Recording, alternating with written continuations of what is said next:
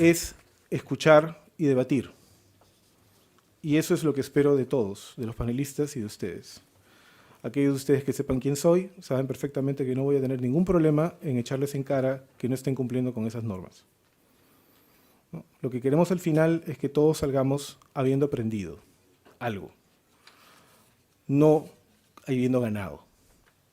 Por favor, respeten las reglas y estoy seguro que todos terminaremos en mejor condición que aquella en la que hemos entrado.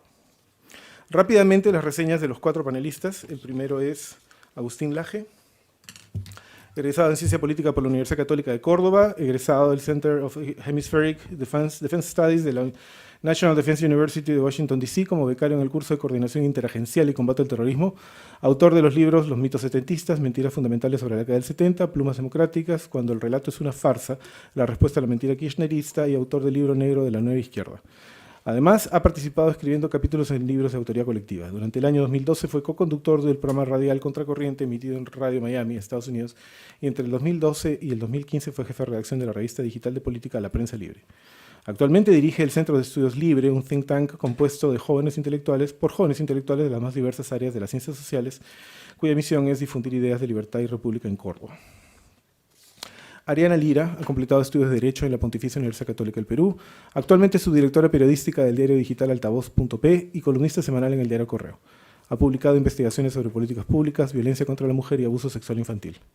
Previamente se ha desempeñado en las áreas de opinión, informes especiales y política del diario El Comercio en la revista Semana Económica y Perú Económico. Ha sido miembro del Consejo Directivo de la Asociación Civil Temis de Derecho y director del portal web de actualidad jurídica Enfoque Derecho.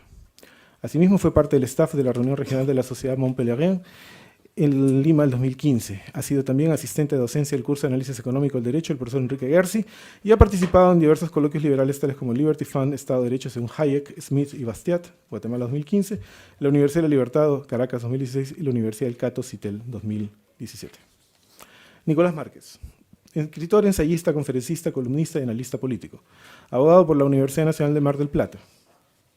Se graduó como docente egresado de la Facultad de Ciencias de la Educación en la Universidad FASTA, 2012. Cursó numerosos estudios sobre terrorismo, contraterrorismo, narcotráfico y crimen organizado, egresando del Center for Hemispheric Defense Studies de la National Defense University, Washington, D.C.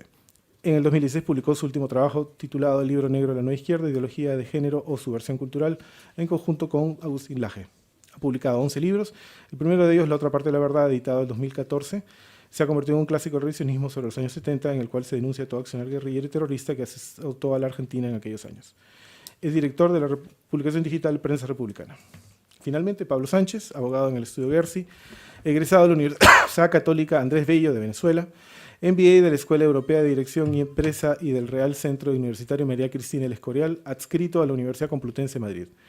Maestría de Derecho Civil y Comercial de la Universidad Nacional Mayor de San Marcos, en curso. Ex profesor de Economía Política en la Universidad Alejandro de Humboldt de Caracas.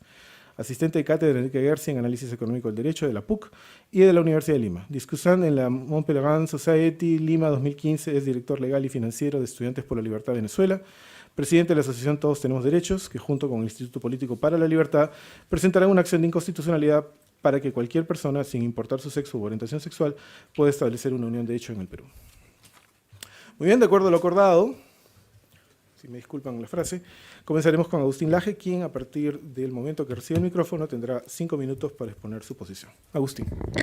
El tema, ideología de género. Sí. Bueno.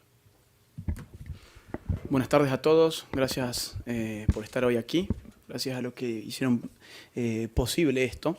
Yo creo que si el problema aquí es la ideología de género, lo que vamos a hablar aquí, si existe o si no existe, que ha sido la pregunta disparadora, según se me ha dicho, de este encuentro, creo que lo primero que tenemos que hacer es reparar sobre el significado de ideología, antes de meternos en la cuestión del género. Ideología tiene por lo menos 2 grandes acepciones, una epistemológica y una típica de la ciencia política. La epistemológica nos recuerda un poco a las teorías sobre la ideología de Marx, ¿no? Donde la ideología se nos presentaba como ese espejo que nos daba la realidad patas para arriba, es decir, la ideología como una imagen que se nos presenta distorsionada de lo que es real. La acepción de la ciencia política, que podemos reparar en cuestiones como el mito soreliano, como las teorías hegemónicas de Laclau, etc. Nos habla más bien de la ideología como un sistema de ideas, falaces o no, esa no es la preocupación de esa acepción política, sino que es un sistema de ideas que le puede dar identidad a un grupo político dado. Una acepción que habla sobre la potencia cohesionadora de un sistema ideológico de ideas sobre un grupo social. En ambas grandes acepciones, tanto la epistemológica como la típica de la ciencia política, la ideología de género es efectivamente ideología.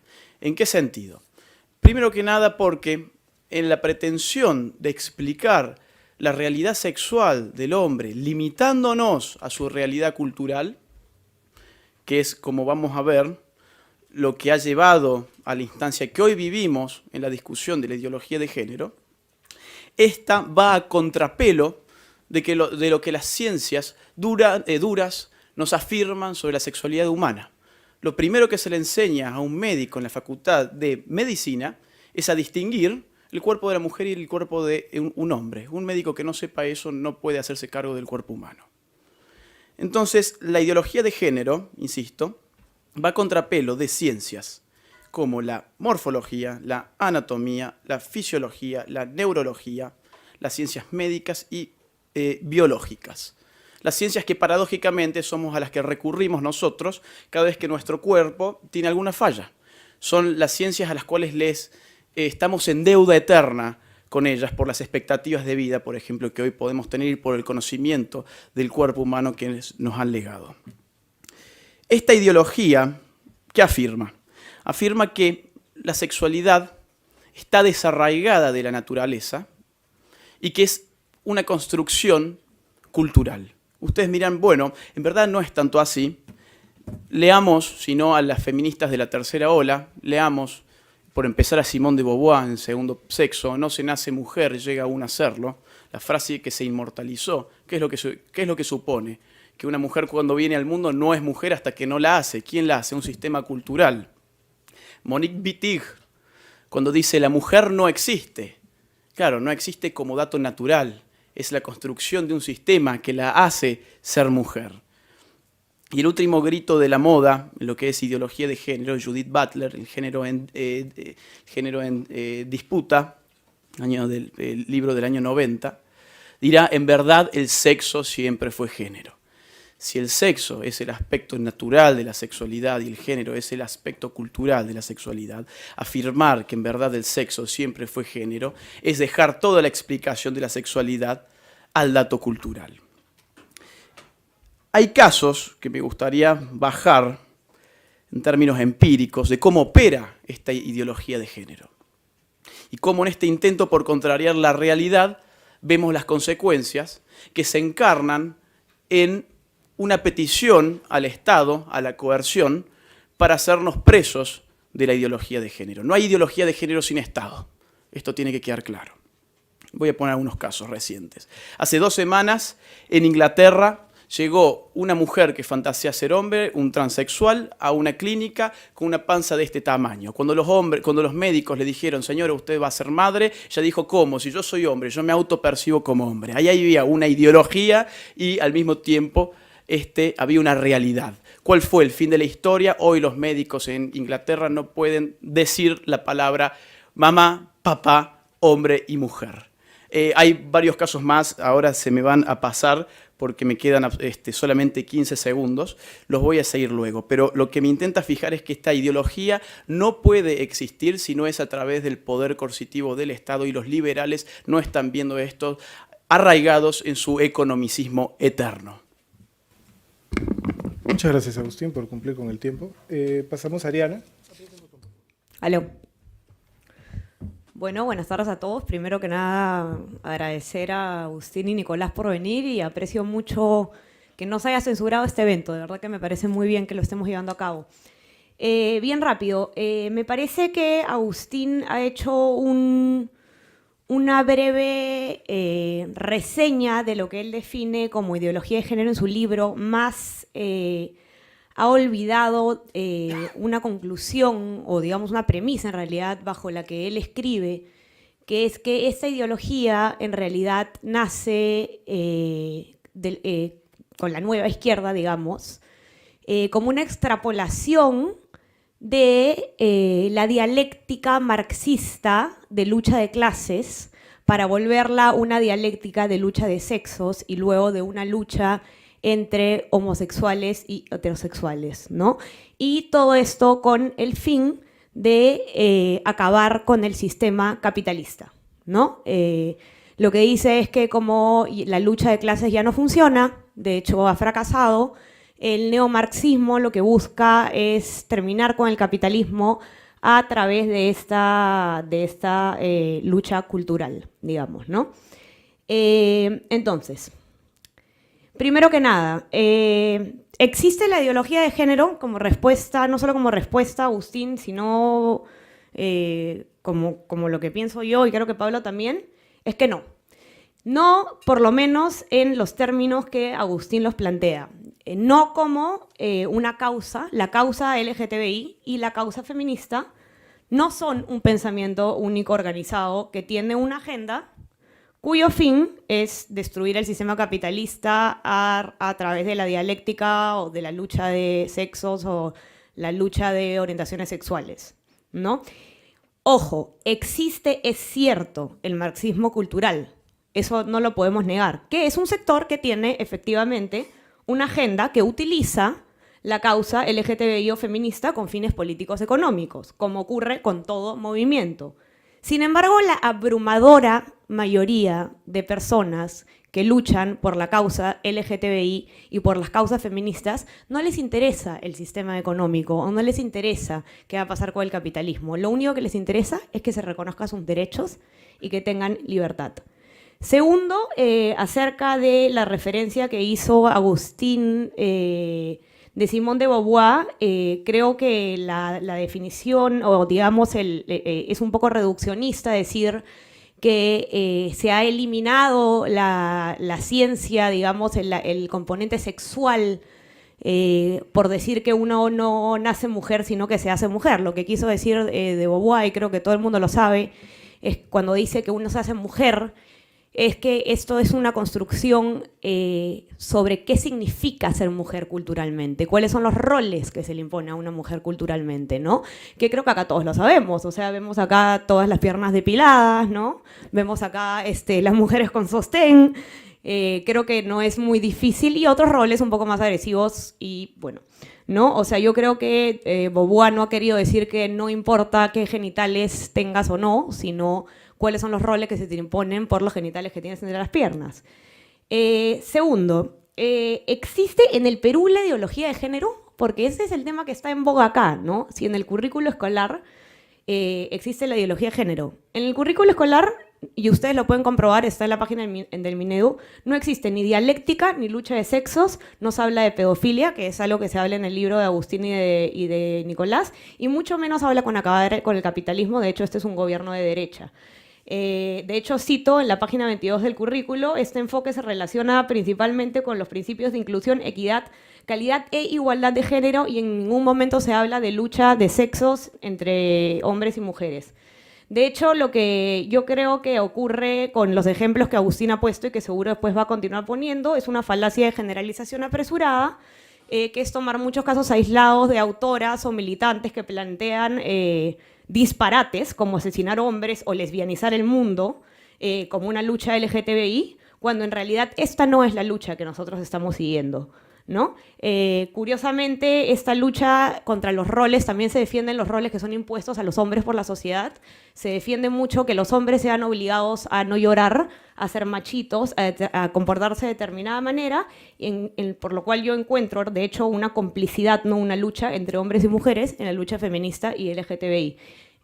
Por lo tanto, no creo que exista la ideología de género en los términos que los plantean Agustín Laje y Nicolás Márquez. Gracias. Gracias, Elena. Nicolás.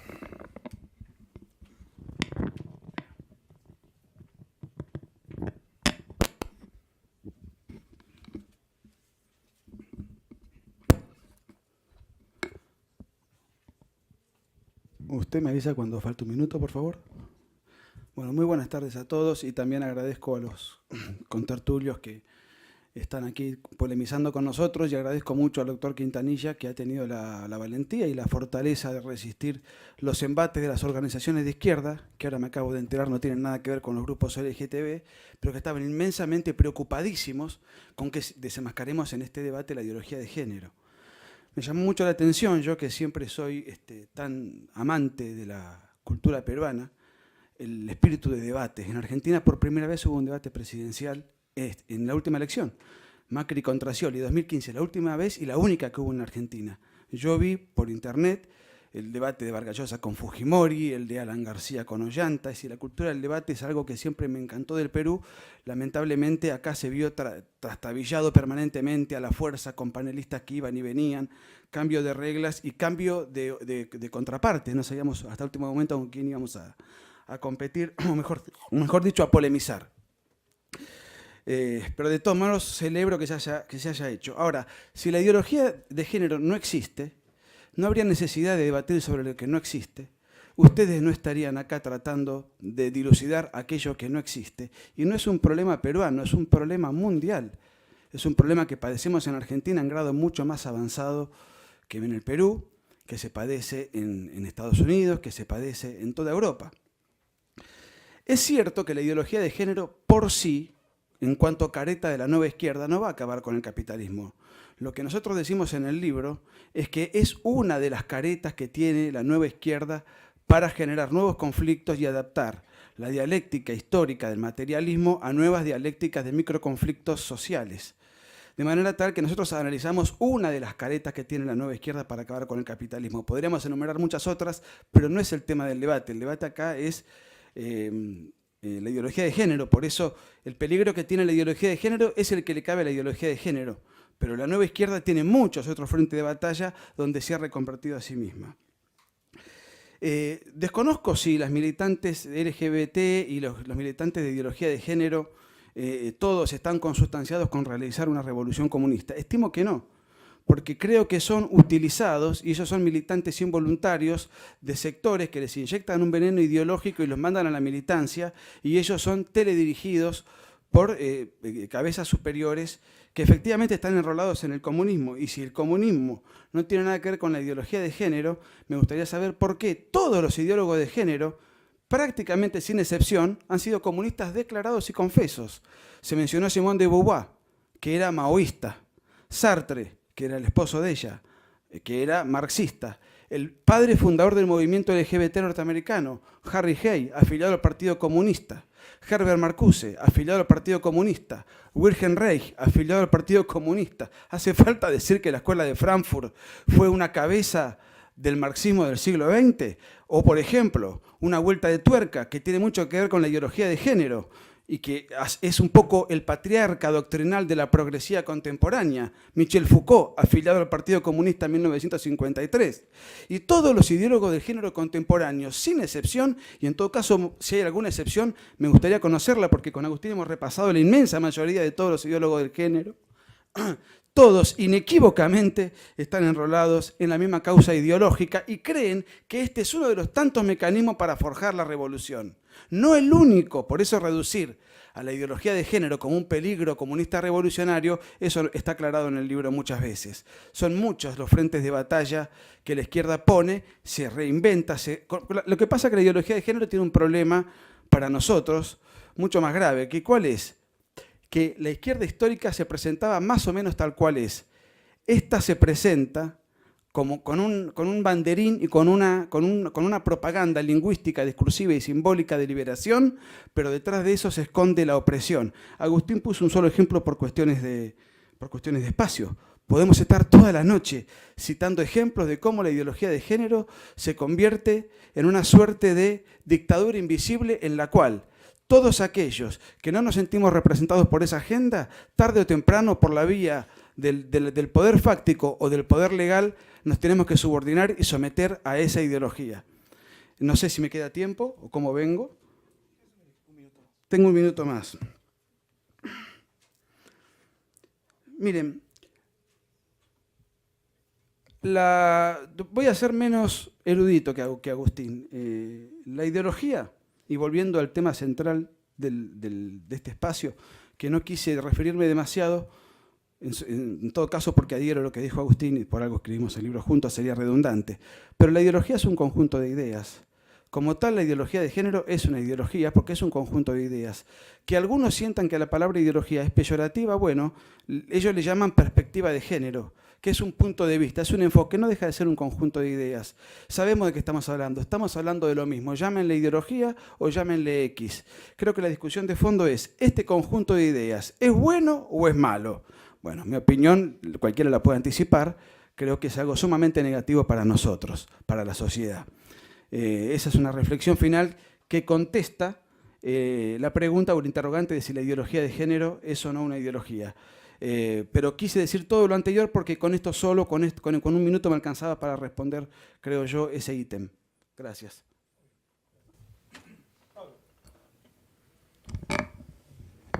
Bueno, muchas gracias a todos por asistir, especialmente a la Universidad Católica, Students for Liberty, que se han esforzado en hacer este debate y que la asistencia es numerosa y el tema interesante. Yo quisiera, aprovechando que he podido tener la oportunidad de escuchar a los dos panelistas y aprovechando también la brillante intervención de Ariana, tratar de delimitar un poco cuáles son las ideas que en realidad se están debatiendo y que son graves, extremadamente graves, y me preocupan. ¿Cómo definen en el libro ideología? No como un conjunto de ideas, señor Márquez.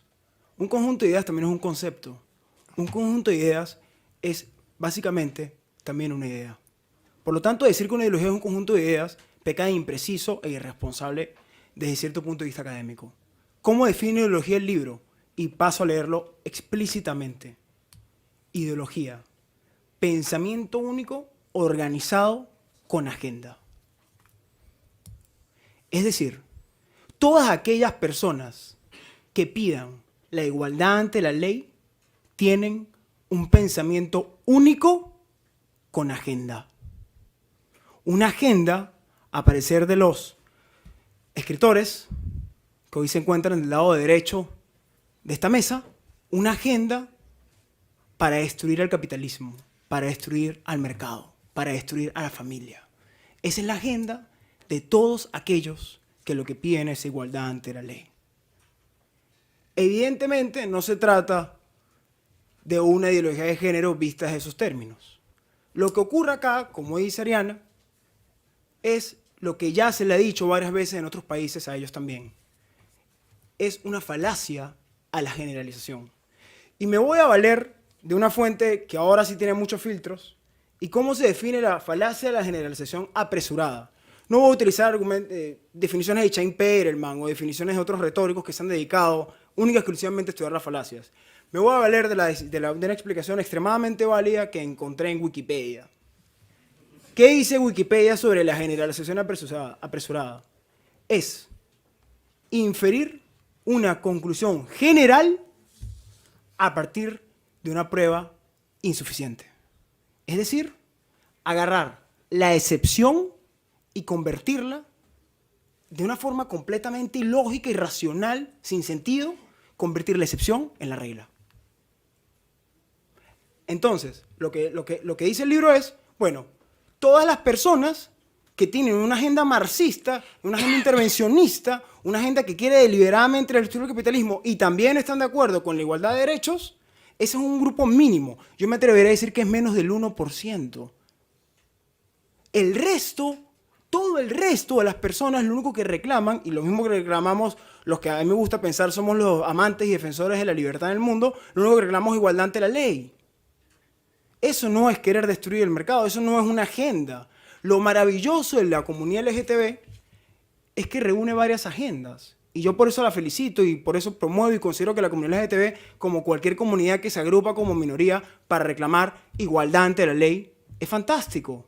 Hoy es la comunidad LGTBQI, ayer fue la comunidad negra, ayer fue la comunidad indígena. Lo fantástico de las minorías es que siempre luchan ante igualdad ante la ley. Y eso es lo que se reclama. Por lo tanto, no se trata, Agustín, no se trata, Nicolás, de una sola agenda. En todo caso, si me pidieran a mí a preguntar, bueno, Pablo, ¿y cuál es la agenda? ¿Cuál es la agenda de todos aquellos que demandan igualdad ante la ley? Yo diría que la única agenda es libertad. Libertad de decidir con quién quieres estar, libertad de decidir con quién quieres definirte. Por lo tanto, nosotros, y soy enfático en esto, no cometamos, les pido por lo menos al público, porque por lo visto yo espero de verdad que después de esto haya un segundo libro. Siempre es muy interesante ver cómo autores se retractan sobre sus ideas. Siempre ha sido divertidísimo. Kelsen es famoso por haberlo hecho, por ejemplo. Yo espero que en el segundo libro reconozcan que en verdad ha sido un error considerar y lo de género y engarrar a todo el mundo, meterlo con un saco. Me queda un minuto, ese es el problema de los venezolanos. Somos como Chávez, nos encanta agarrar un micrófono y no soltarlo. Sorry, de verdad, por eso. Pero en todo caso, lo que sí yo invito es, y pido, que no cometamos nosotros también esta falacia a la generalización apresurada, estas malas costumbres de muestras cegadas, de agarrar un ejemplo, una excepción, y utilizo el ejemplo de Agustín, que decía, ¿no?, que la señora que fue a la clínica en Inglaterra reclamaba porque ella estaba bajo un esquema de ideología de género. Es decir, Agustín, es liberal entonces decirle a esa señora que esa señora no puede considerarse como ella quiere realmente considerarse. La libertad en todo caso está, a mi juicio, y con esto termino, en que cada quien se pueda definir. Y creo que en realidad eso es lo que pide la comunidad LGTB, que los dejen vivir en paz, que los dejen, que tengan los mismos derechos y dejen de tratarlos así. Muchas gracias. Muchas gracias. Un minuto, por favor, una coordinación mínima entre los ponentes. Vamos a continuar. El orden en la segunda ronda será como sigue. Primero Ariana Lira, luego Agustín Laje, luego Pablo Sánchez y finalmente Nicolás Márquez. Cada uno 5 minutos en los mismos términos. Invoco a mencionar lo menos posible, hacer lo menos personal posible cualquier intervención. Eso es lo único que invoco. Por lo demás, agradezco vuestra participación tan ordenada y vayan poniendo sus preguntas, por favor, que mientras más rápido las reciba yo, más fácil es procesarlas para que los ponentes les puedan responder. Comenzamos con Ariana. Bueno, sí, perdón por el pequeño cambio de orden. Nuestra contraparte quiere cerrar el debate, así que no tenemos ningún problema con eso.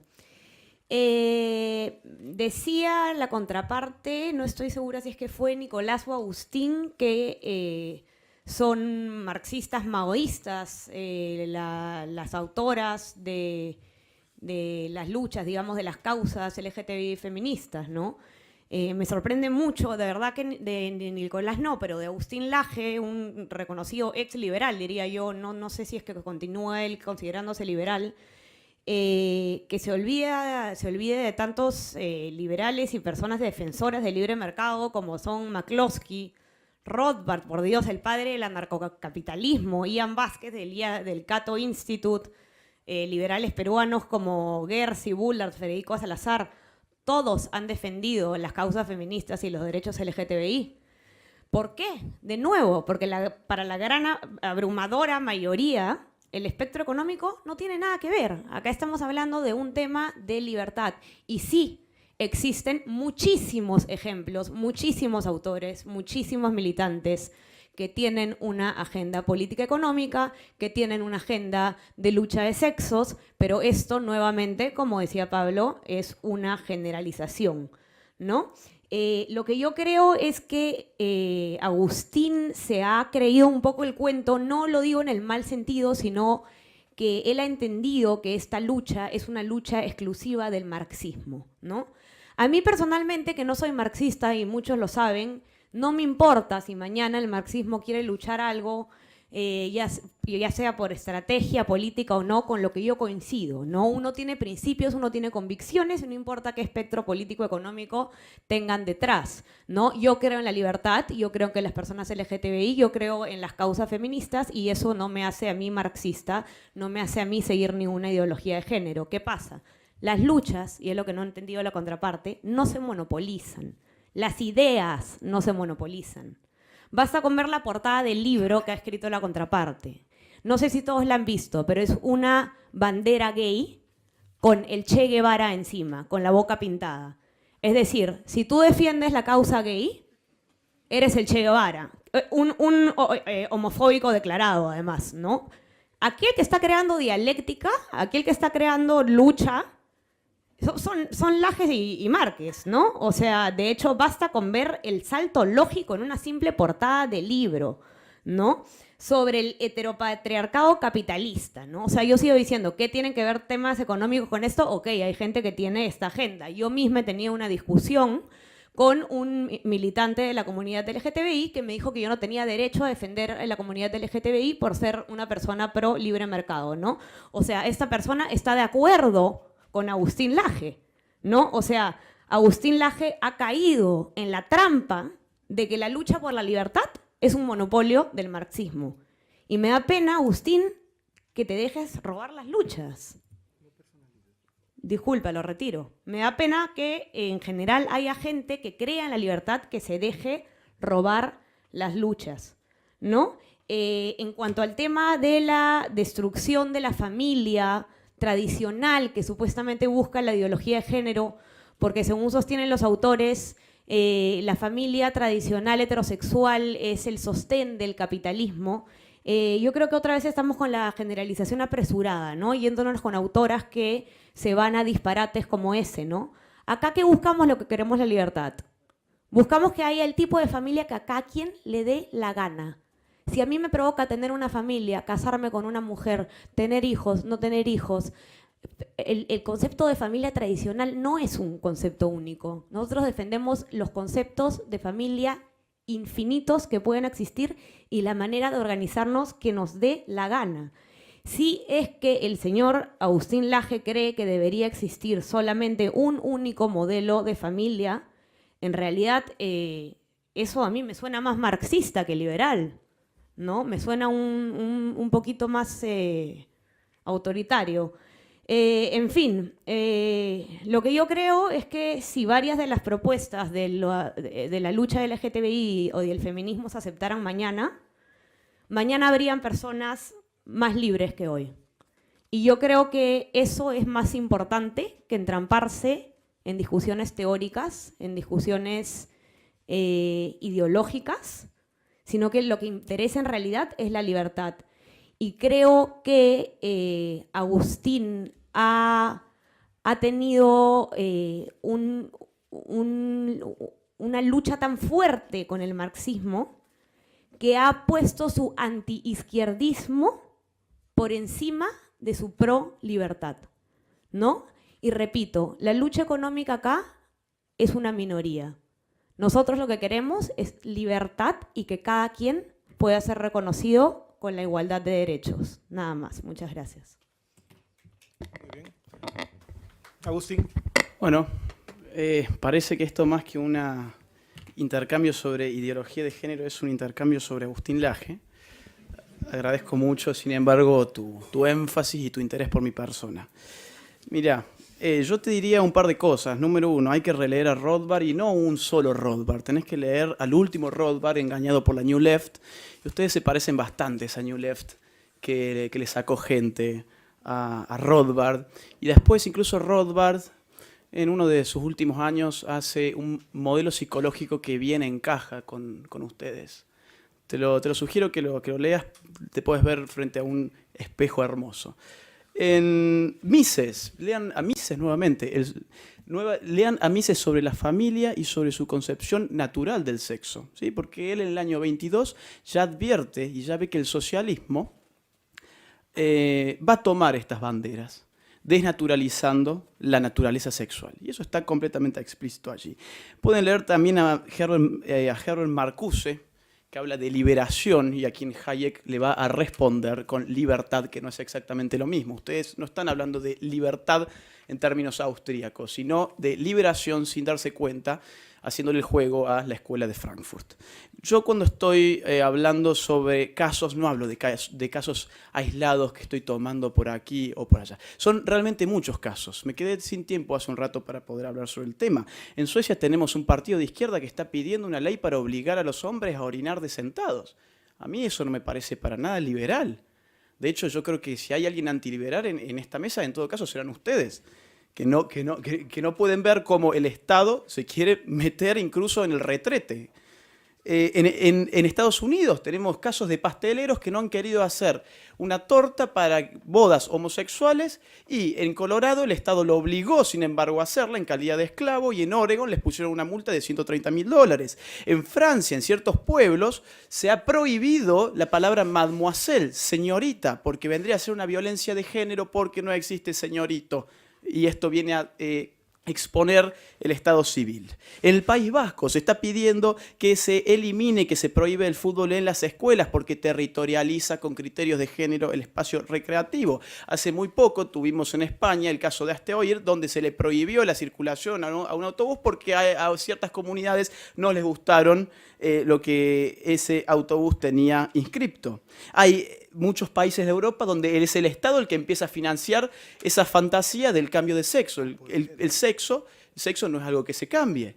Uno puede mutilar una parte sana de su cuerpo, pero no cambiarla. Y esto es un dato médico. Los cupos de género, tanto en sector público como privado. Es decir, acá hay una infinidad de datos que están acaeciendo en donde la ideología de género está más avanzada y que ustedes piensan que acá simplemente no está entrando porque la currícula no es tan explícita como en otros lugares, como si fuese una cosa que se congela de una vez y para siempre. No, esto es una lucha gradual y pasiva. Y yo los insto realmente, no solamente a que lean a los marxistas culturales, que sería bueno que lo hicieran, sino también que vean las principales referentes de la ideología de género, dónde ha militado y qué han escrito antes del género, ¿sí? Y sobre lo que dice Pablo, yo no veo igualdad ante la ley. Pablo se quedó, a mi juicio, en la primera hora del feminismo. Pablo, hace 3 siglos quedaste. Ahora es otra cuestión. Sí, hay algunas teóricas que están por eso, pero no vamos a asumir que esas teóricas sean mainstream. De hecho, están apartadas del mundo académico y mediático. Lo que hoy hegemoniza el espacio de la ideología de género, guste o no, es la tercera ola del feminismo y la ideología queer. Para cerrar con otra crítica que se hizo. ¿Hay un fin de la historia en el marxismo cultural? No, por eso no es marxismo clásico. Nosotros no asumimos simplemente que con esto van a acabar con el sistema de mercado. Nosotros asumimos que esta es una forma de generar el conflicto social y que se apoya en conceptos como el heterocapitalismo, que está escrito por estas teóricas. Si nosotros vamos a pensar que estos no son signos simplemente porque de facto creemos que son pocos, entonces no estamos mirando bien la realidad académica, mediática y política. Gracias.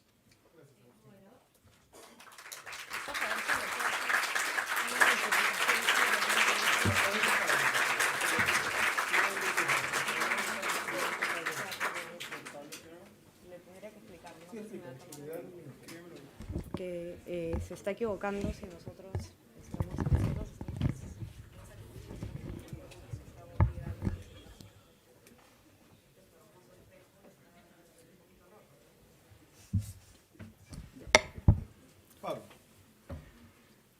Gracias, profesor. La herramienta de los que no tienen la razón es la violencia. Los insultos.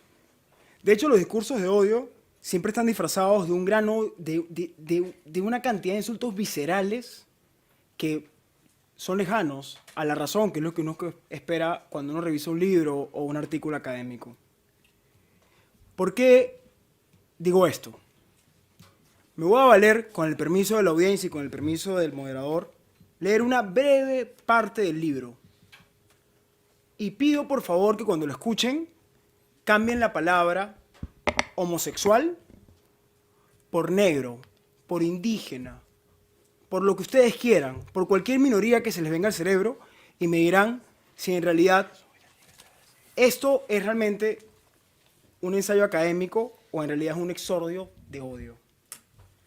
Es decir, todo cuanto hemos dicho en este capítulo relativo a lo insano que significa practicar la homosexualidad no tiene otra finalidad más que poner de manifiesto que la ideología de género no solo es perniciosa y peligrosa por el hecho de esconder tras de sí un modernizado propósito comunizante.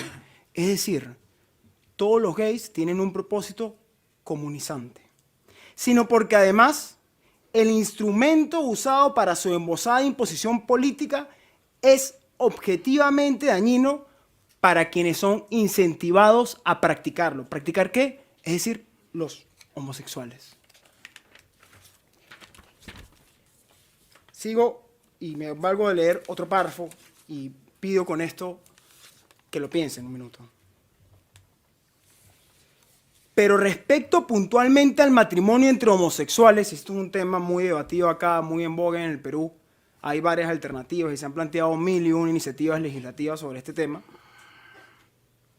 Conforme a la lógica aristotélica, la no discriminación, estoy leyendo el libro, consiste en el trato igualitario entre iguales. Por ende, no otorgarles a estos, los homosexuales, el derecho a contraer matrimonio no encarna discriminación alguna, dado que no son iguales, sino justamente homosexuales. Como dice mi querido jefe, el doctor Enrique Gersi, en realidad todas las instituciones son evolutivas y las instituciones sociales evolucionan dependiendo de la sociedad que está, dependiendo en cada una de las sociedades, en cada una de las circunstancias de tiempo y lugar. Así que más bien que genial, yo no pienso como los autores del libro, yo no pienso que en realidad la familia se esté poniendo en amenaza. Yo más bien pienso todo lo contrario. Estas nuevas uniones lo que buscan es realmente desarrollar más lo que es el concepto de familia. Tenemos ahora distintos tipos de familia. Es una cosa extremadamente curiosa. Como dice el doctor Gersi, antes eran los heterosexuales los que querían casarse, hoy son los homosexuales los que se quieren casar y los heterosexuales no se quieren casar. Es una cosa extremadamente interesante que está pasando ahorita en la modernidad y yo lo único que pienso es ¿en qué afecta a los demás que dos personas del mismo sexo se casen? Liberal, a mí no me gusta el dogmatismo de decir liberales, tú no eres liberal porque no piensas como yo, tú no eres liberal porque no te acojas a esta definición de Rothbard, de Mises, de la New Left. Habría que decirle a Agustín que Rothbard se hizo narcocapitalista y dijo que uno de sus fundadores ideológicos fue Spooner, que también se tiende a identificar con la New Left, pero también lo citan los liberales. No me gustan esos dogmatismos a mí. A mí en lo particular, lo que yo pienso es que liberal es ser un amante de la libertad. Y en verdad las etiquetas no me gustan por lo general, porque pienso que lo que hay que defender es la libertad. Y yo lo que pido entonces es que en realidad, ¿qué es lo que está encerrado acá? Si realmente es una ideología de género o lo que se está promoviendo es más libertad. Y cierro con un tema extremadamente importante. El libro sostiene que la familia va a destruirse por culpa de los homosexuales, por culpa de toda la comunidad LGTBQI, y luego entonces vamos a ir por los niños. Y luego la comunidad LGTBI va a ir por los niños y también vamos a destruir el Estado, va a destruir la familia normal y también vamos a implantar la pederastia. A ese nivel se ha llegado y es extremadamente preocupante que alguien consiente ese tipo de ideas cuando en realidad lo que se trata es de libertad. Y como diría, con esto cierro y pido 10 segundos más, como lo que es claro es que más bien cuidado y no los nuevos tipos de familia, lo que incluirían y permitirían son niños más completos que tengan más desarrollo y más pensamientos sobre qué quieren ser en el futuro, que se puedan definir. Insisto, falacia a la generalización. Muchas gracias.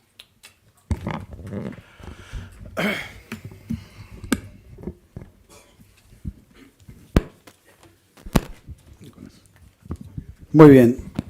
Bueno, se habló tantas cosas que hice algunas anotaciones. Por empezar, le quiero agradecer a Pablo el énfasis que puso en valorar todo aquello que tiene que ver con el nivel académico y me sorprendí cuando citó como fuente a Wikipedia. Pero cuando yo hablo de ideología, no es un invento mío, es lo que dice la Real Academia Española. Podés coincidir o no, pero en los que hablamos español tenemos un monopolio, seguramente como liberal no te va a gustar, pero es lo que hay en nuestra habla. La ideología es un conjunto de ideas conforme la Real Academia Española. Te puede gustar o no, anda a pelearte con la Real Academia Española. Pero Wikipedia no es el mejor organismo para retrucar una definición objetiva de un significado. Acá se habló de la igualdad, etcétera, etcétera. Acá se está confundiendo algo que es básico en materia liberal. Una cosa es la igualdad ante la ley, que nadie se opone, y otra cosa es la igualdad mediante la ley, que es lo que propone la ideología de género y es la quinta esencia del marxismo.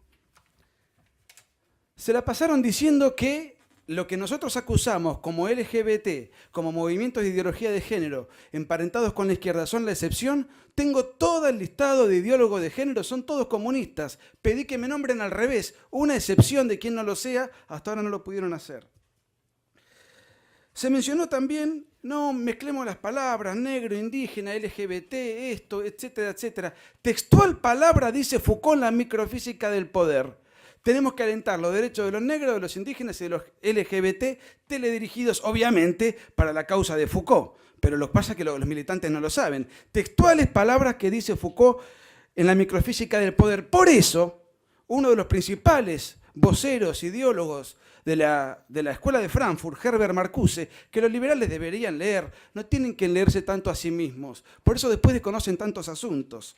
Herbert Marcuse dice, el enemigo tiene ya su quinta columna dentro del mundo limpio, que son los libertarios y sus semejantes, con el cabello largo y sus barbas y sus pantalones sucios, aquellos que son promiscuos y se toman libertades que les son negadas a los limpios y ordenados. Sin duda se encuentran allí los revoltosos, los escapistas de buena y mala fe, cuyas aspiraciones libertarias aparecen como una desublimación metódica, y que sin que ellos lo sepan, son nuestros aliados. Herbert Marcuse reconoce que el liberal progresista es alguien útil, aunque no lo sepa, a la causa revolucionaria que ellos sostienen, y que los liberales, muchos, a lo mejor bien intencionados, no lo saben, no lo saben. Y esto no es un ataque ad hominem a nadie, pero hay muchos liberales que son idiotas útiles a la causa revolucionaria del progresismo cultural.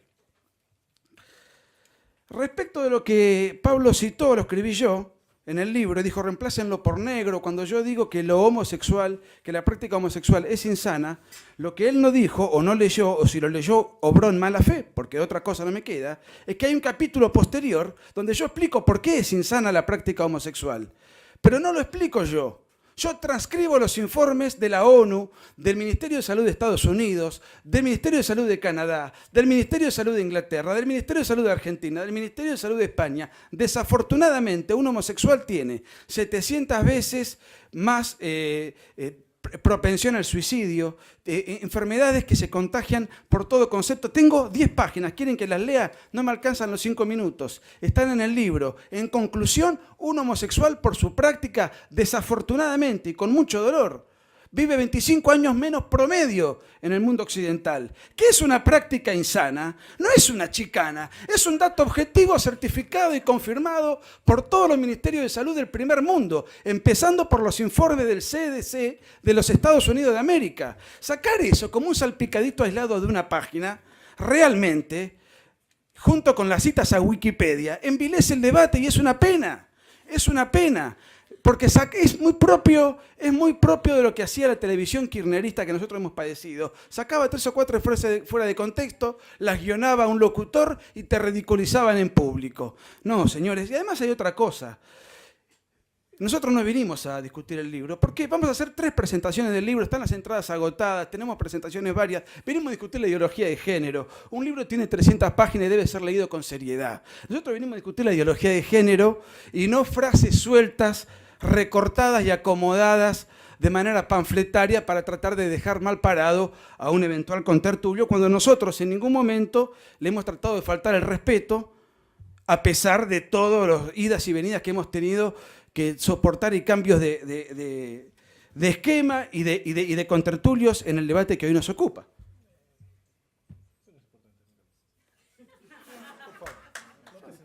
¿Cómo? No te centres en eso. No, yo fui aludido, ¿cómo que no? No, esto del debate y todo. No, pero es que medio minuto más.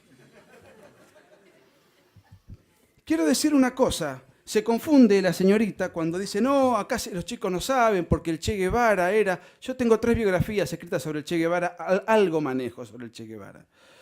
No era homofóbico el Che Guevara porque la homofobia no existe. La homofobia es una fobia clasificada en los manuales de psiquiatría. Cualquiera que tenga una fobia tiene que ir al manual DSM-4 o DSM-5 de psiquiatría y vea si existe la homofobia como tal.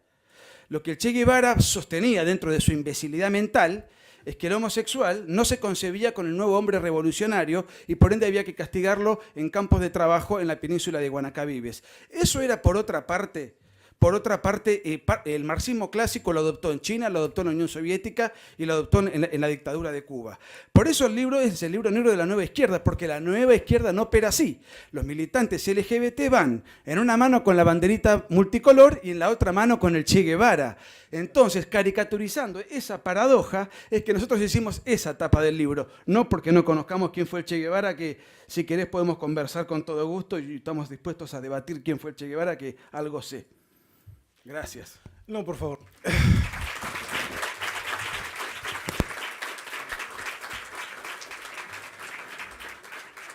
Como decimos en el Perú, no me toquen ese vals. ¿Ya? ¿Perdón? No me toquen ese vals. No entremos por el lado del Che Guevara y todo lo demás. No, Es no, una expresión, pero... yo No, no, no. respondí a la No, respuesta yo sé, pero te digo, no, tradicional. en general, para todos. Creo que el debate ha sido constructivo, interesante, pero no hay necesidad de ir en otras direcciones. Ahora me van a dar 3 minutos para atravesar todo este bosque y repartir las preguntas a los ponentes.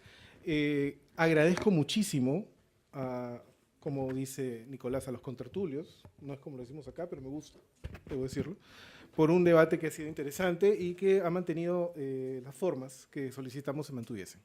Entonces, por favor, 3 minutos y reparto las preguntas a los presentes. Muchas gracias. Muchas gracias por la paciencia. Hemos terminado el arduo proceso de organización de las preguntas. De antemano les digo, el método va a ser muy sencillo. Hay 6 preguntas por lado. Cada una de ellas tendrá 2 minutos. Vamos a alternar. Vamos a comenzar por mi derecha y luego vamos a pasar a mi izquierda. Cada uno voy a enunciar una pregunta para que la responda cualquiera de los dos.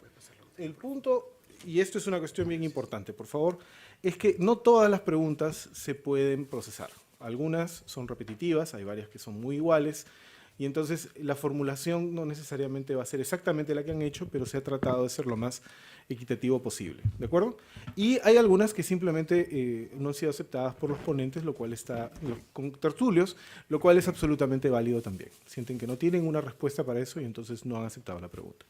¿De acuerdo? Entonces estamos tratando de mantener el orden lo más posible y hacer que todo el mundo se sienta cómodo. Y ese es el punto a partir de este momento. Entonces, vamos a comenzar por mi derecha. Voy a leer la primera pregunta. Ahora nos están bañando en aguas heladas para que le bajemos la intensidad al asunto. Muy bien. Además, una cosa que quiero mencionar es me parece sensacional, la Universidad Católica que siempre habla de la internacionalización, que siempre habla de buscar su sitio en América Latina.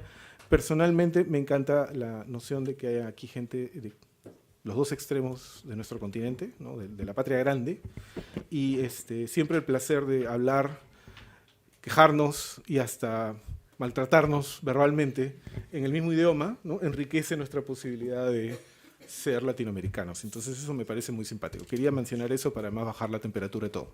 Muy bien. Se afirma que hay, para ustedes, se afirma que hay formas naturales de cómo comportarse, exactamente como la naturaleza prescribe comportamientos. ¿Cómo ustedes acceden a lo que quiere la naturaleza? ¿No es anticientífico pensar que la naturaleza posee una mente? La naturaleza no posee una mente, posee un orden. Si yo me autopercibo como un pajarito y me tiro del 4º piso de la universidad, me voy a estrellar contra el piso, pero no por designio de un patriarcado o de una intolerancia inquisitorial, sino por designio de la naturaleza.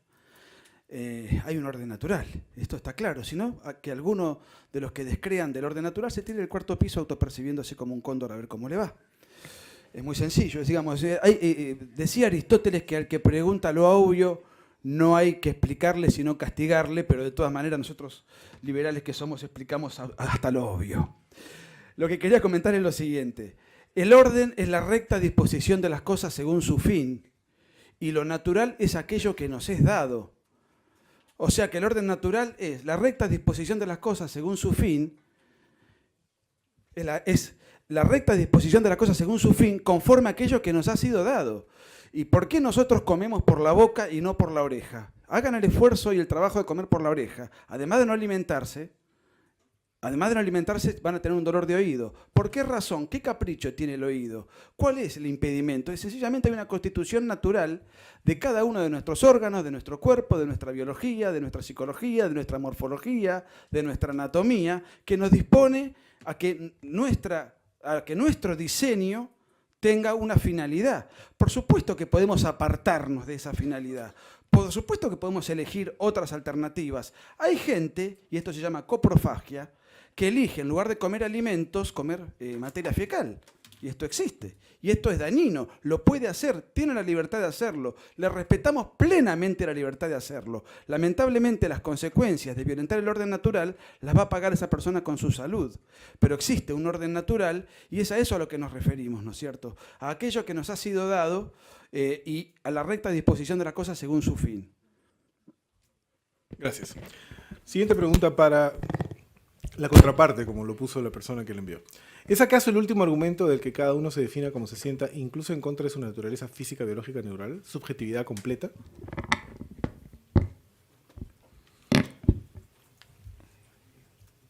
Steven Pinker es un famoso biologista, genetista, que inclusive lo han citado en el libro, y tiene muchos libros, ha considerado mucho de este tema, ¿no? Y dice que en verdad cualquier ser vivo tiene tanto características innatas por su naturaleza, es el orden natural que está hablando Nicolás, y el problema es reducirlo todo al orden natural. Lo otro que dice Pinker es que también los seres vivos obedecen también a lo que los rodea, a su circunstancia, y que eso es lo que se considera como cultura. Por lo tanto, a nosotros en realidad lo importante realmente sigue siendo que la persona sea libre de decidir qué quiere. Y esa decisión también tiene un componente biológico. Es una pregunta que sería interesante y que de hecho es el debate que siempre se da entre los genetistas, entre los biólogos, que tratan de responder si existe o no existe el libre albedrío. Pero al final del día, en el caso del que nos atañe el día de hoy, es mucho más fácil hilar la respuesta. Es dejar que cada quien haga lo que quiera y se desarrolle como quiere ser. Es todo. Nadie quiere destruir nada. De hecho, y con esto aprovecho, nosotros sí hemos conocido personas parte de la comunidad, en verdad son personas que sufren porque sufren discriminación, sufren burlas, y en realidad lo que se tiene que evitar es este tipo de cosas, porque en realidad allí es donde ocurre la discriminación. Y no se trata de decidir si es una homofobia o no homofobia, lo cierto es que lo que hay es un gran mensaje de intolerancia cuando se impide que las personas puedan manifestarse como quieren manifestarse. Es decir, si dos personas del mismo sexo quieren estar juntas, ¿cuál es el problema? Muchas gracias, Pablo. ¿Hasta qué punto una opinión puede ser considerada como un discurso de odio? No es quizá, y por otro lado, no es un trato de privilegio a la mujer, el crimen, lo que se habla como crimen de odio, no es una forma de tratarlas como menores de edad. Bueno, John Stuart Mill tenía una frase que encarna un poco lo que yo pienso al respecto. La posibilidad de expresarse tiene que ser infinita. Lo que no tiene que ser infinita son los actos, que no es exactamente lo mismo. El gran problema con los discursos de odio es quién define cuál es un discurso de odio. Por ejemplo, yo cité el caso de Hazte Oír, un bus que lo sacan de circulación porque dicen que tiene un discurso de odio. ¿Definido por quién? Tenemos el caso de Alan Elliot en Canadá, que fue preso 6 meses por discutir por Twitter con feministas. ¿Por qué? Porque dijeron que tenía un discurso de odio. Entonces, ¿hasta qué punto esto del discurso de odio no es una excusa para coartar la libertad de expresión? No es una pieza más de ese engranaje que puso sobre la mesa Hayek en su camino de servidumbre. Poner al Estado a controlar la manera en que hablamos me parece una cosa muy peligrosa desde este punto de vista. Tenemos estados que no solamente se meten con la prohibición de ciertas palabras, sino que quieren crear neolenguas. Algo tan espontáneo, y los chicos seguramente lo saben, ya lo habló Hayek y toda la escuela austríaca, y de antes igual, no hay nada más espontáneo que la lengua. Entonces que hoy venga, por ejemplo, el Estado sueco a imponer el vocablo gen, que no tendría género, frente a Jon y Han, a mí me parece una intromisión que con la libertad no tiene nada que ver. Yo coincido con Pablo, dos personas del mismo sexo que se quieren tienen que estar juntas y son libres para hacerlo. Coincido completamente. Una persona que se quiere autopercibir como mujer siendo sexualmente un hombre, tiene toda la libertad de hacerlo. Lo que no tiene la libertad es de hacernos partícipes al resto de sus propias fantasías. Y eso es lo que se está haciendo aquí. Muchas gracias, Agustín. ¿Cuál es el concepto de libertad para mi izquierda? ¿Cuál es el concepto de libertad y de igualdad que manejan? El Estado y la sociedad peruana promueven odio, asesinatos hacia la comunidad LGTB como para hablar de comunidades marginadas.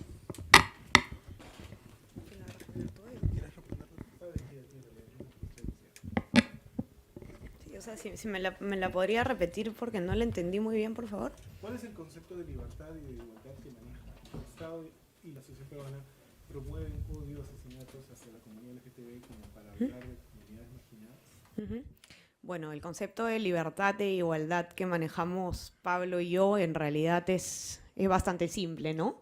La libertad implica hacer lo que tú quieras con tal de que no dañes a otro, ¿no? Y hacer lo que tú quieras también con responsabilidad de tus actos, ¿no? O sea, tú vas a hacer lo que quieras, pero vas a tener alguna responsabilidad que ya puede ser una sanción moral, como puede ser una sanción social, como puede ser una sanción legal.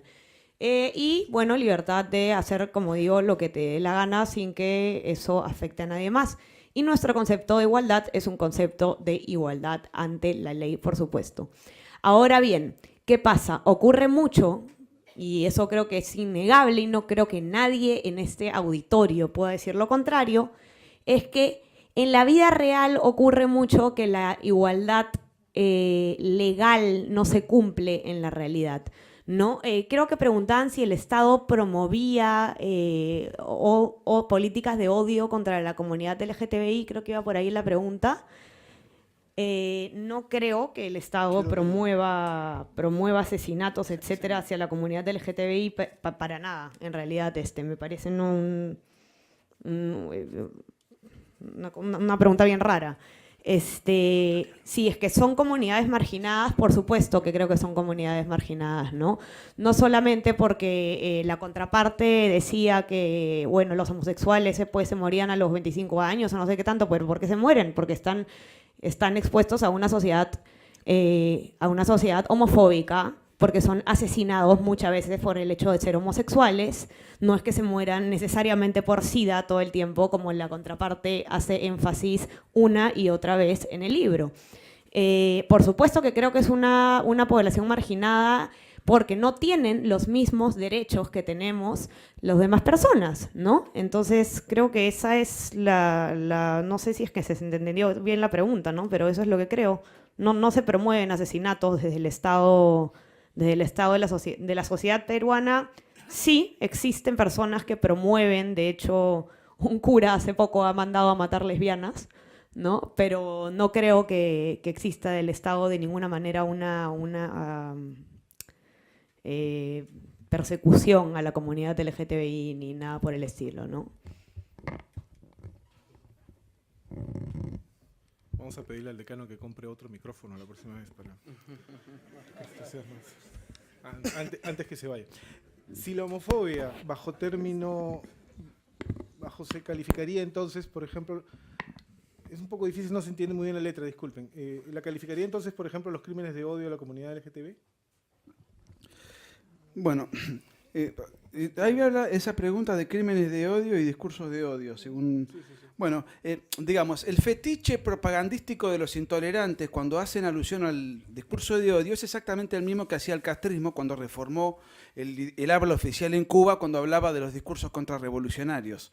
Entonces empiezan a modificar el lenguaje y es el Estado interviniendo en el habla. Lo que pasa que antes el Estado... La intervención del Estado en el habla la imponían los comunistas. Ahora lo ponen aquellos que se dicen liberales y son funcionales a los comunistas.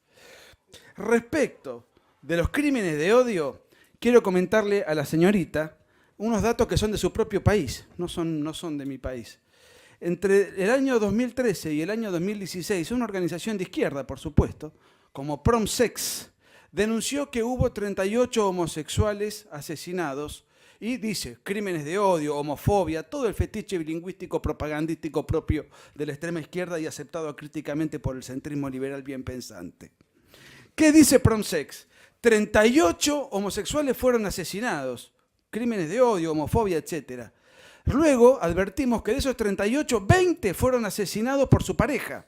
O sea, por un homosexual que por riña, celos, qué sé yo, mató a su pareja.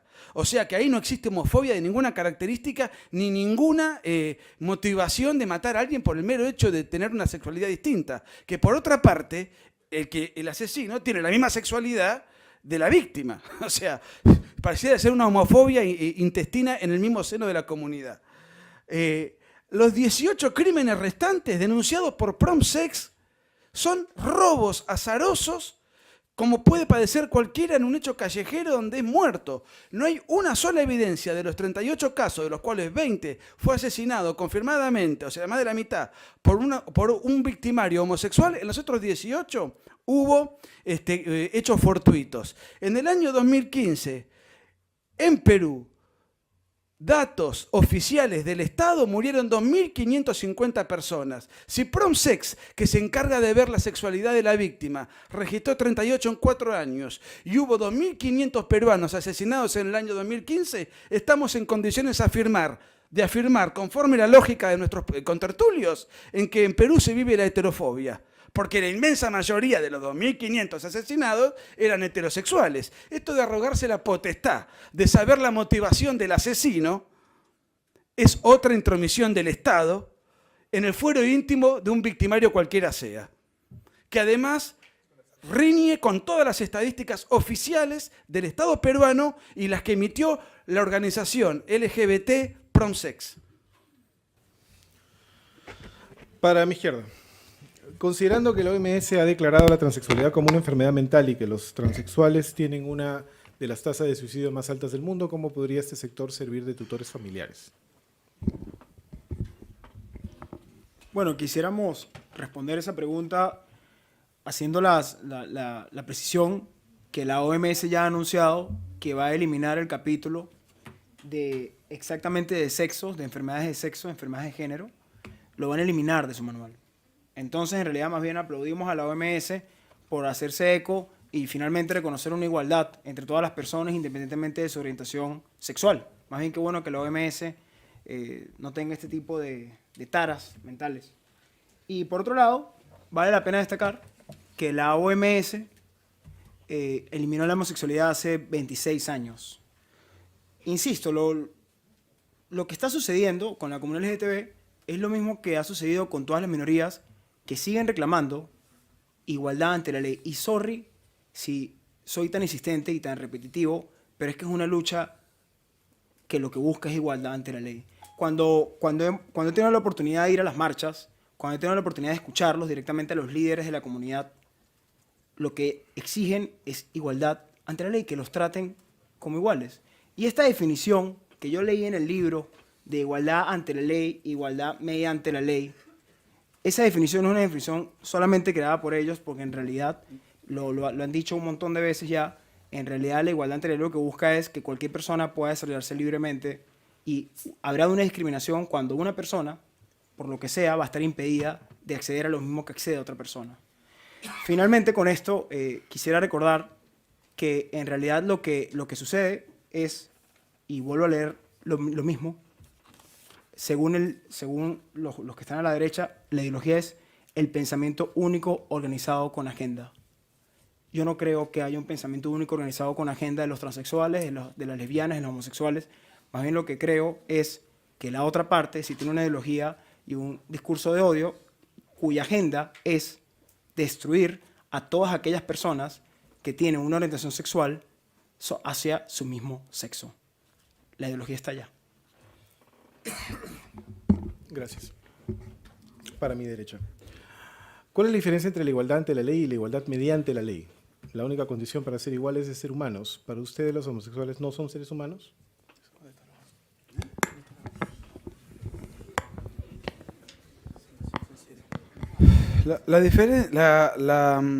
La igualdad ante la ley es sencillamente que todos tengamos los mismos derechos ante la ley. Es una cosa bastante sencilla. La igualdad mediante la ley es otra cosa.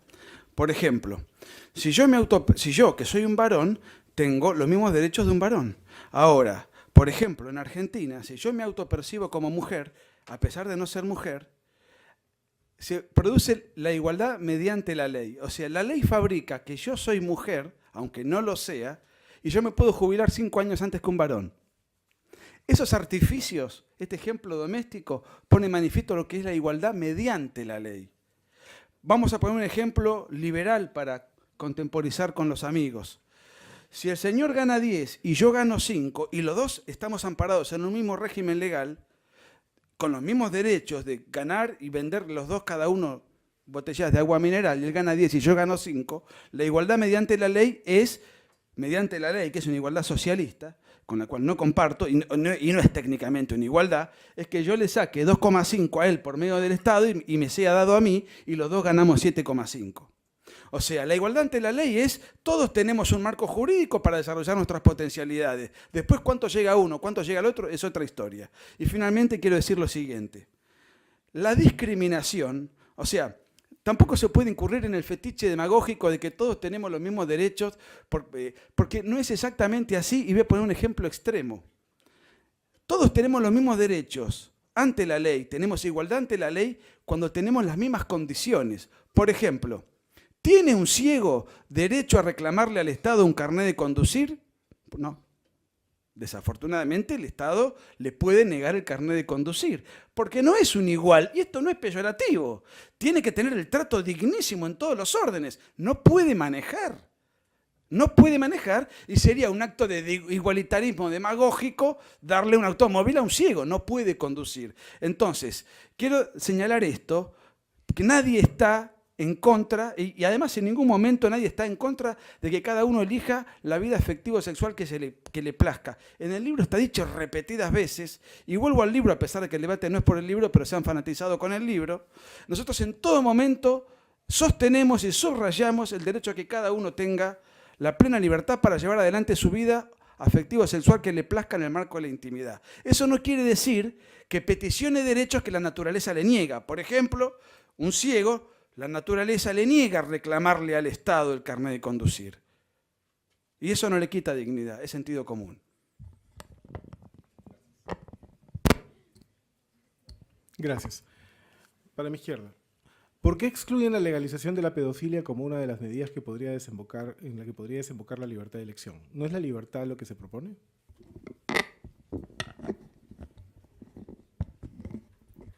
A ver, sí. El señorito, como dicen que en no sé qué país están diciendo que no existe la palabra, me voy a referir al señorito Nicolás. Él habla mucho de la pedofilia como algo en lo que puede desembocar la deconstrucción de la cultura sexual, ¿no?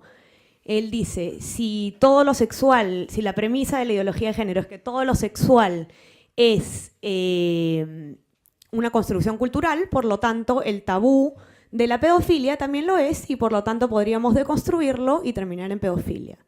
Bueno, acá hay un salto lógico gigante, ¿no? Por dos puntos, básicamente. Primero que nada, hay un término en el derecho básico, en realidad, que es la capacidad de goce y la capacidad de ejercicio de derechos, ¿no? La capacidad de goce es el hecho de que todo sujeto de derecho puede gozar de derechos, y la capacidad de ejercicios es que solamente quienes tienen ciertas capacidades pueden ejercitarlos. Por ejemplo, un niño no tiene capacidad de ejercicio porque no puede pedir una hipoteca en el banco. No tiene capacidad de ejercicio porque no puede abrir una cuenta bancaria, no puede hacer una compraventa de una casa, no puede votar. Por la misma razón, un niño no tiene capacidad de ejercicio para mantener relaciones sexuales. Criterio número 1. Criterio número 2, desde el punto de vista neurológico y psicológico, ¿no? Usted puede revisar 500 estudios, búsquelos en Google Scholar ahorita, que dicen que por qué los niños no tienen la capacidad de tener relaciones sexuales. Primero, porque no tienen la corteza prefrontal completamente desarrollada, que es la encargada de la toma de decisiones y de razonar sobre lo que es correcto y lo que no. Esa se termina desarrollando aproximadamente a los 18 años, quizás un poco antes, quizás un poco después. Asimismo, el reconocido psicólogo Jorge Bruce ha afirmado que hasta cuando un niño tiene anatómicamente la capacidad de tener relaciones sexuales, es decir, está en la pubertad y lo hace, se genera un efecto llamado efecto a posteriori, que lo que hace es que cuando asimilen lo que han hecho de más grandes, de mayores, busquen terapia en una gran cantidad de casos, ¿no? Entonces, ¿qué pasa? Sí, libertad, hacer lo que a uno le da la gana sin dañar a otro. La pedofilia no encaja en este razonamiento. Tú estás teniendo relaciones sexuales con un niño y le estás haciendo daño, y eso está probado por la ciencia, que tanto le gusta a la contraparte utilizar como argumento, porque es un argumento irrefutable, podría decirse, ¿no? Por eso es que la pedofilia no tiene absolutamente nada que ver con estas causas, y proponerla es realmente un salto lógico y absurdo.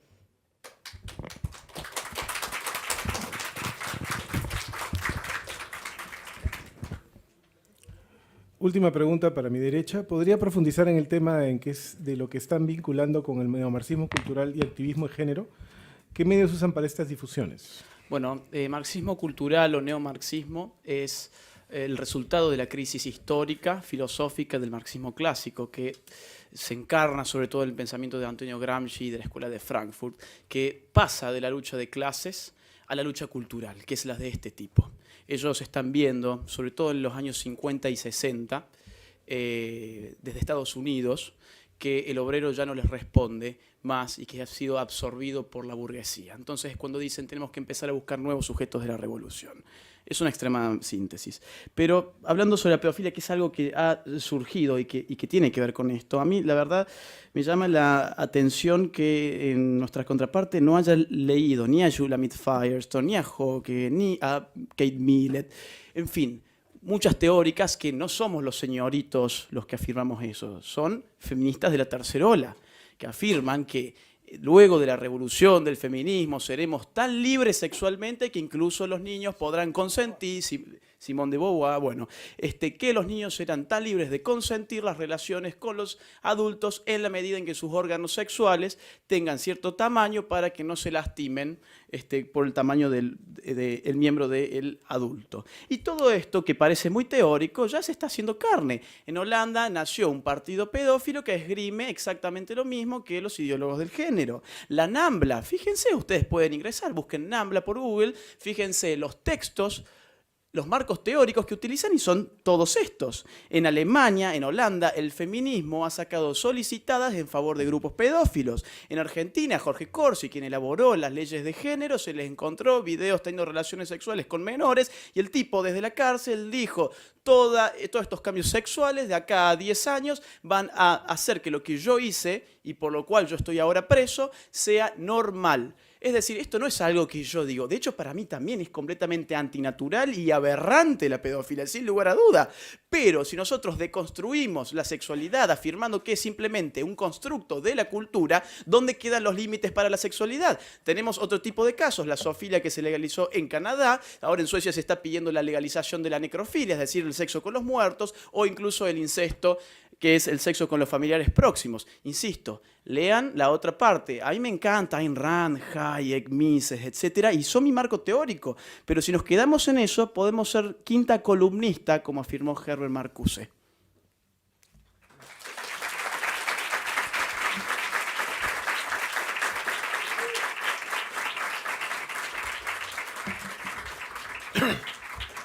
Última pregunta para mi izquierda.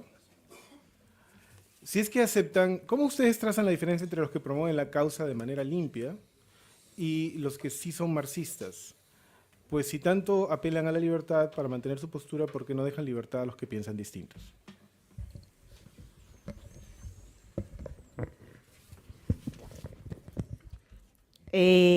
No sé la verdad de dónde habrá sacado la persona que hizo esa pregunta, que nosotros no toleramos a los que piensan distinto que nosotros.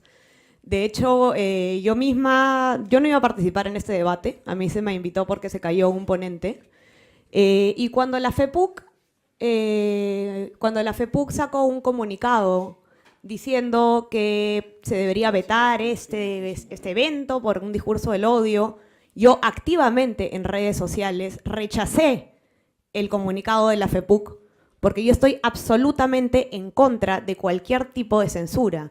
Y es más, les dije a los de la FEPUC y a los que defendían que si ustedes les negaban la entrada a estas dos personas a este lugar, ellos iban a conseguir otro auditorio donde decir sus ideas y no íbamos a tener cómo debatirlas.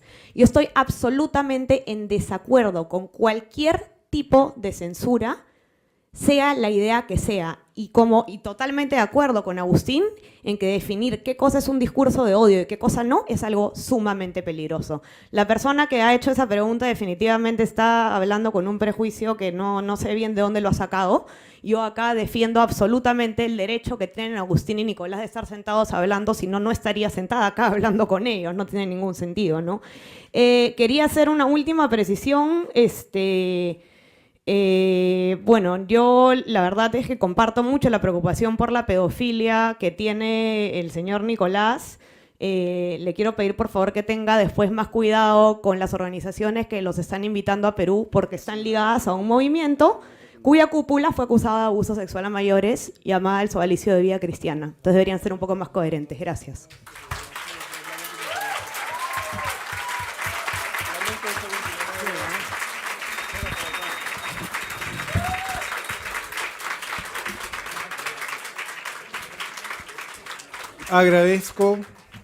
Agradezco muchísimo, primero, la confianza que ha habido en ponerme aquí adelante. No he tenido que usar estas tarjetas, lo cual me hace, la verdad, muy feliz. En segundo lugar, tengo que agradecer a Agustín, a Diana, a Nicolás y a Pablo, porque han mantenido las formas elementales de una sociedad democrática y liberal al discutir sanamente cosas que a veces no es fácil discutir, pero que lo han hecho de buena fe, y eso es lo más importante. Agradezco a Pablo por, permítame decirlo así, por atreverse a ser el anfitrión de este debate, que a veces no es tan fácil hacer algunas cosas, y les agradezco a ustedes por haber sido tan buena audiencia. Gracias.